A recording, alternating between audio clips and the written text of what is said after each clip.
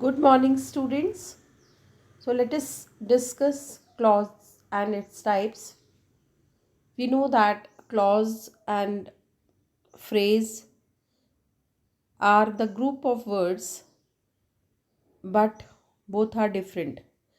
Phrase is a group of word which cannot stand alone because there is no subject or verb in the group. That is just group of words which is used as a combination here and there. Uh, for example, on the contrary, right? So, on the contrary, these are the three words on the contrary have a specific meaning and which is oftenly used here and there in different sentences with this combination only, that is called phrase. But another example, if I say that in the corner, so in the corner, so in the corner, that is also group of words can be used anywhere, right? But then cannot stand alone because no subject and verb, and that is why. But yes, such same group of words can be used in 100 sentences, right? That is called phrase. Now clause. Clause is also group of word, but clause has subject and verb, right? And clause does sometime clause is a complete sentence. Why? See this way: phrase, clause, sentence. And phrase is what? Group of words. Clause is what? Group of words.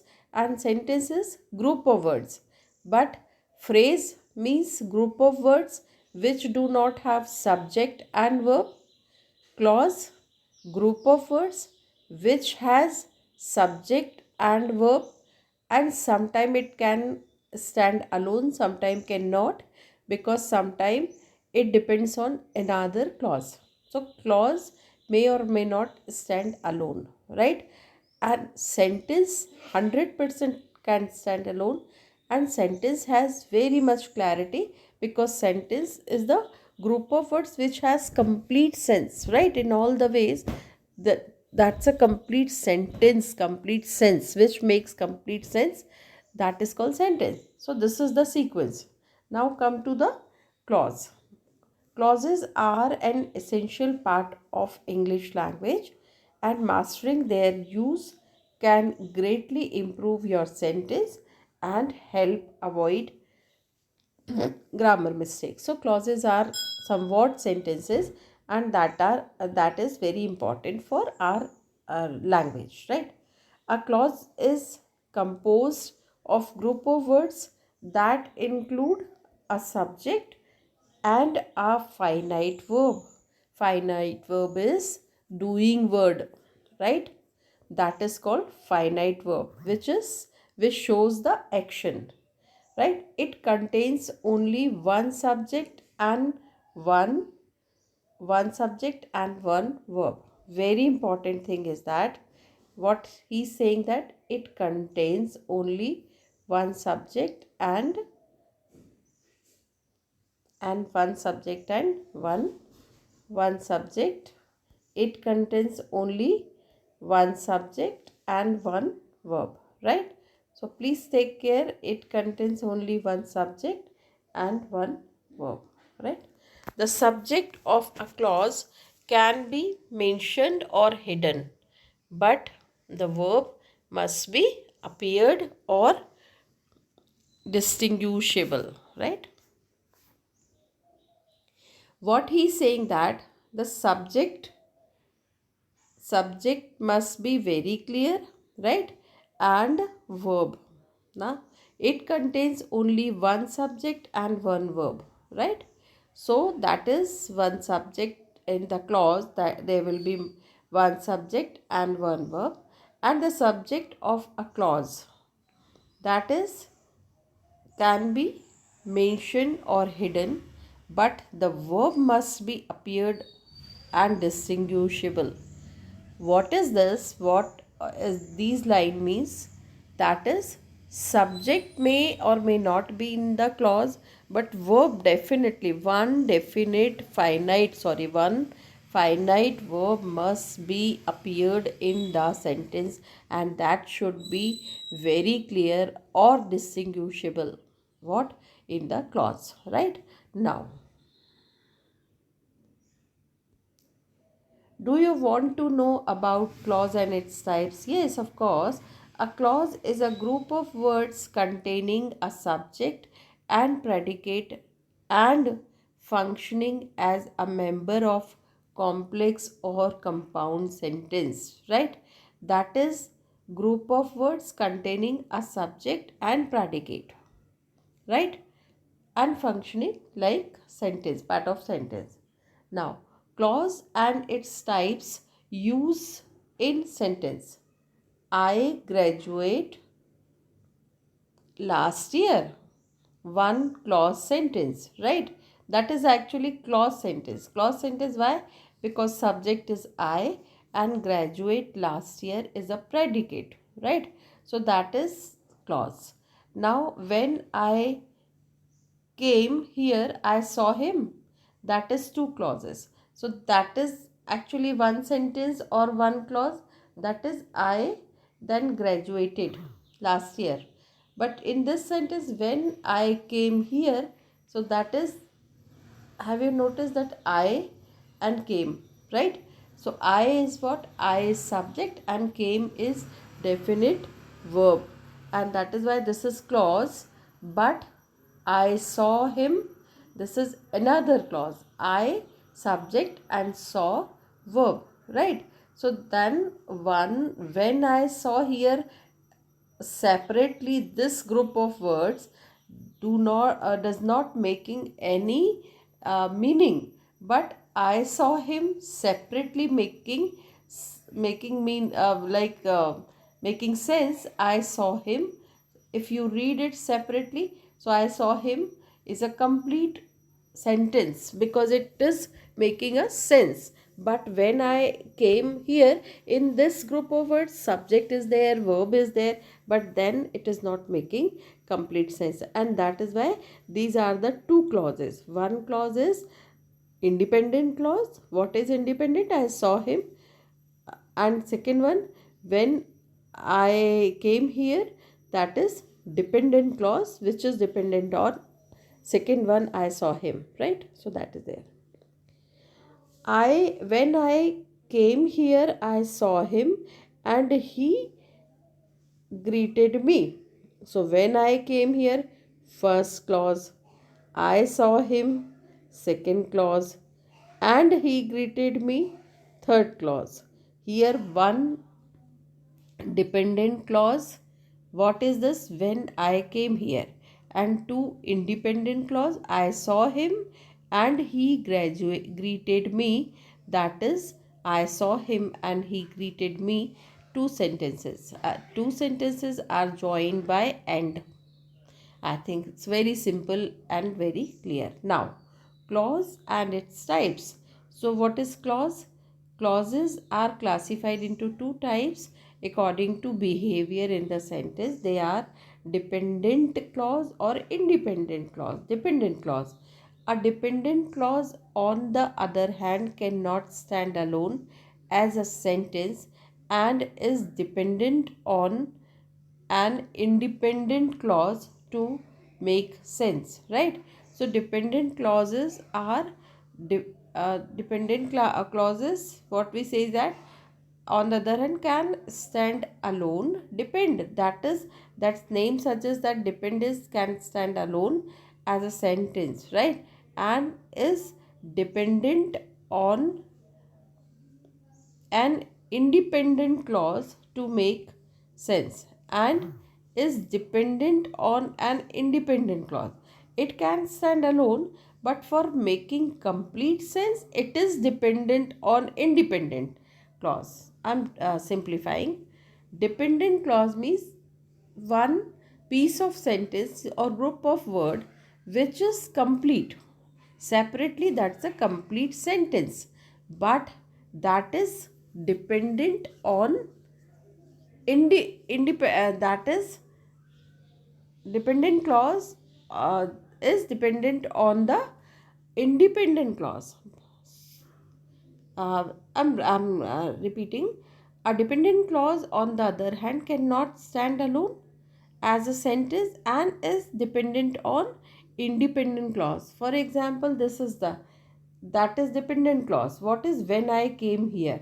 That is dependent because when I came here, so what? Then that is dependent on independent clause, that is I saw him or he greeted me, something like this. So that is dependent clause. Now, clauses used in a sentence. How? After we reached home. Incomplete. After we reached home. Right? After we reached home. After we reached home. That is dependent clause. Right? An independent clause, that is we watched a movie. We watched a movie. That is independent clause. So after we reached home, not making complete sense. But if we read we watched a movie, that is making complete sense. So this is the difference. Second one, everybody knows the boy who won the best outgoing student award. Everyone knows the boy who won the best outgoing student award. So that's a everybody knows the boy, right? So that is independent. Who won the best outgoing student award? That is dependent. Now, my mom asked me to call her as soon as I boarded the bus. My mom asked me to call her from here. That is dependent clause. Now, the type of dependent clauses are, now again there is another type of dependent clause, noun clause. Dependent clauses acting as noun in the sentence called, as name suggests, that noun clause or nominal clause, that is also called nominal clause. These often start with how, that, other, wh family, and these all are wh words, right? Who, whose, whom, where, which, why, all, right? It, whether, etc. So that's a very good clue, and then here you'll come to know that what noun clauses are generally depend on start with how comes actually wh family, or that, or all wh family, right? That is a very good hint that these often start from, maximum time start from how, that, or wh family, right? For example, what he said made me angry, right? So what he said made me angry. That is, whether we go to the party is up to you. Then that she won the award was no surprise, right? So here have you noticed that what he's saying, that either that or how or wh family, but here this wh, the weather, that's actually question. So that is also comes, and then most of the time sentence starts with these kind of words, and that is called noun clause. Now, adjective clause. An adjective clause is a dependent type of clause which modifies nouns or pronouns in your main clause. Means that is adjective, that works as an adjective dependent clause, and which modifies noun or pronoun in your main clause. So we know that that's a that is dependent type clause, and which modifies noun or pronouns in your main clause.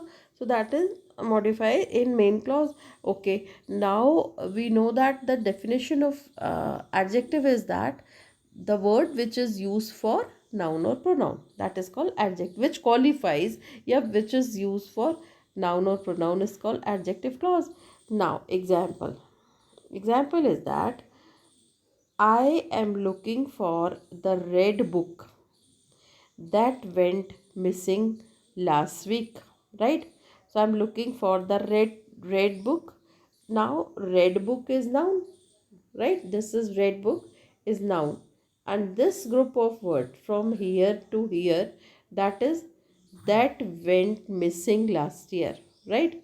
So that went, what went, book went missing last year, is used as a as an adjective because it is giving more information about that red book, right? Okay.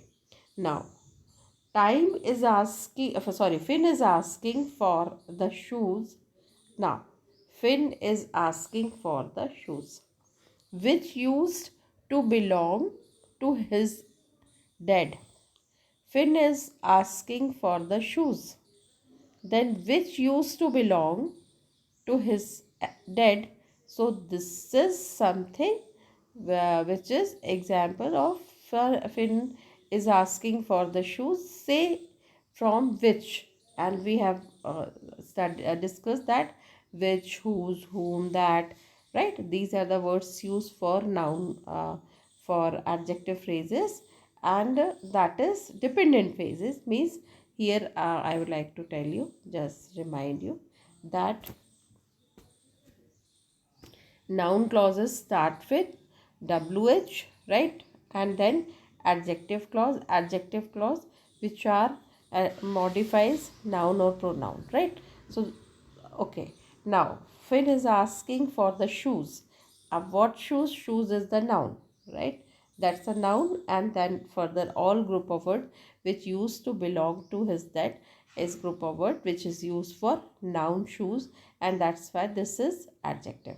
Now the car which he bought, the car which he bought last week is very fast, right? Right? So the car is, what is the car is, uh, yeah, the car is, that is noun, and from which he bought last week is very fast, which he bought last week is expanding the idea of car, is adjective clause, right? Okay. Adverb clause. An adverb clause is a group of words which contains a subject and predicate, right? An adverb clause is a group of words which contains a subject and a predicate. Contains a subject and a predicate of its own.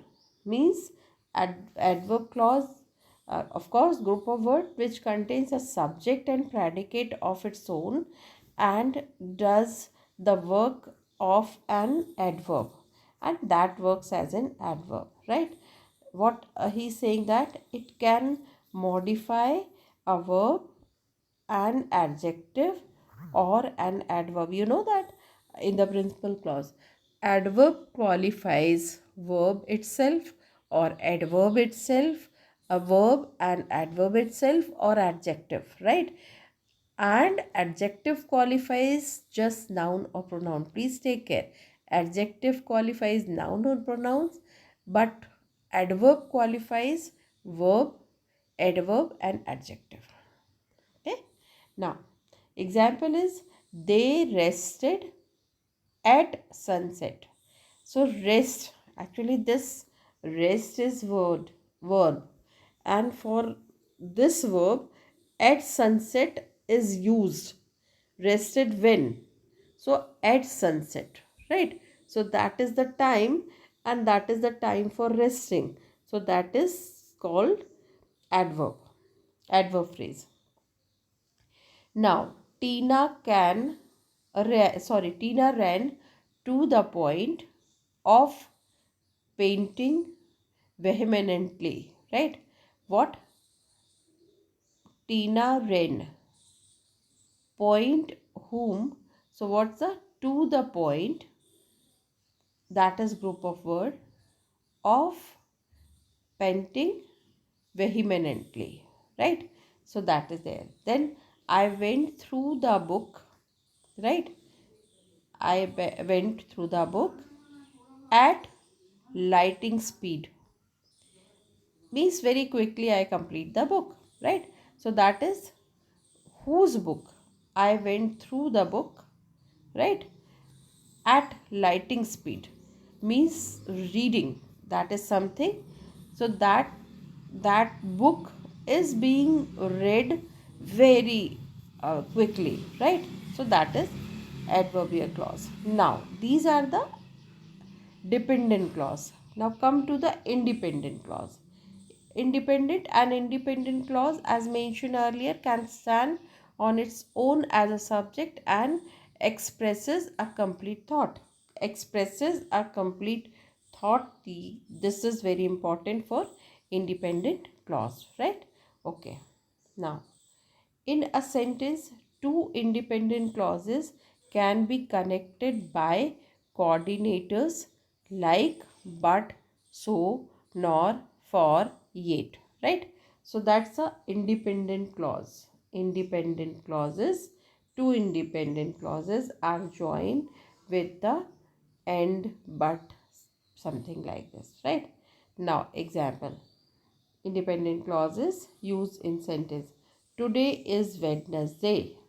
Then next one is I was not keeping well. Right? So first independent clause, I was not keeping well. And second independent clause, I took a day of work. But both the independent clauses are joined with so. Okay. Now next, when I met you, right? And now, when I met you is dependent clause. Then I did not think we would get this close. So that is, I did not think we would get this close. That is two uh, independent clauses. But when I met you, that is dependent clause, right? So that is something independent clause, right? Independent clause means complete clause. So I think that's a little discussion. You must have got some idea about the clauses. So before wrapping up the session, I would like to tell you clauses. What clauses are? Clauses are group of words which have subject and predicate, or which must have a subject, right, and finite verb, right? Here in the beginning we have seen that what the clause. So that in this definition we have discussed that the what is clause. A clause is a group of words containing a subject and predicate and functioning as a member of sentence. This way you can understand, right? And in the beginning, a clause is clause is composed a group of words that include a subject, right, and a finite verb. So that's the first thing we have learned from this video. That's the clause is a group of words which has a subject and finite verb, right? Now another thing, that's a clauses, and its type there are three. First of all, the clauses, dependent clauses or independent clauses. Dependent clauses generally starts from, they have given hint to us, that's a dependent clauses. Dependent clauses are cannot stand alone because these are dependent clauses. And these kind of clauses, that is that generally start with which, whose, that, right? This way these are called dependent clauses, right? We had already discussed dependent clauses. I actually wanted to show you that wait a minute, that so here dependent clauses which are usually used from these kind of words, that's how, who, whose, right? These are often start with how, right? So dependent clauses acting as nouns in sentence are called noun clause, nominal clause, and these often start with how and that and wh family, right? You must have noticed that which is here, right? Here we will see together how. Okay, First sentence, wait a minute. First sentence is that's a what, right? Then whether, then that. Okay. Now moving to another adjective, that is again here that, which, and which, right? These are the words generally used for dependent clauses. Then in adverb clause we can see that that is also also there, that is the at the sunset, right? So here we have seen that this is adverb clause, and adverb clause is, that is which qualifies the verb, right? So here they rested, when, answer you will get. Then Tina ran to the point, then point whom, so that is answer, and whose book, that is also. So here answer is given by these questions, answer is given in the adverb sentence. And last one is independent sentence. Independent sentence is complete, which has complete what we can say, complete meaning. And then this is single one independent clause, and this is two independent clauses by added with so. And third one is, that is when I met you. This dependent clause is dependent on independent clause, I did not think, number one, and we would get this clause number 2. Okay, so this is something we have learned from this video. And then next again I'm going to make another video where I'm going to explain through my notes. Okay, thank you so much, god bless you.